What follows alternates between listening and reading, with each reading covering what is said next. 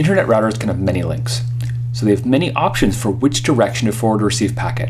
To select which link to forward a packet over, routers today typically use an algorithm called longest prefix match. In this example, a client wants to open a TCP connection to a server on port 80, the typical port for web servers.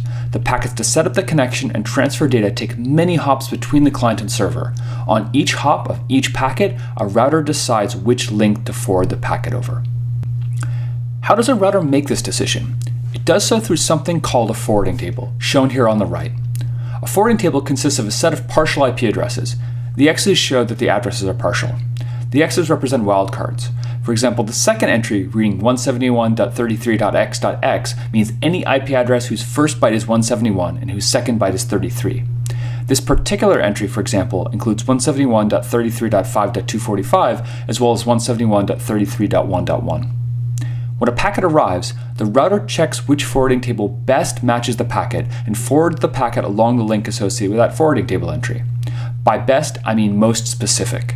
The default route is effectively all wildcards. It matches any IP address. If, when a packet arrives, there isn't a more specific route than the default route, the router will just use the default one. Longest prefix match, or LPM, is the algorithm IP routers use to decide how to forward a packet. Every router has a forwarding table.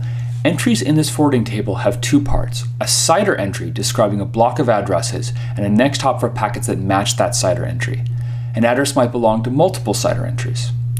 For example, in this routing table on the right, there are two entries, one for the default route, which has a prefix of length 0, and one for 171.33.0.0/16.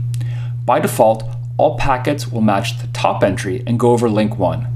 However, the first 16 bits, or 2 octets, of the packet destination address matches 171.33, the router will send it over link 5.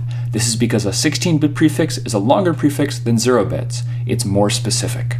So let's go back to our earlier example, where we showed a forwarding table with X's denoting wildcards. Here's the router and its forwarding table. If we represent this forwarding table as CIDR entries, this is what it looks like. Since in this simple example, all the prefixes are in terms of bytes, all of the prefixes have length 0, 8, 16, or 24 bits.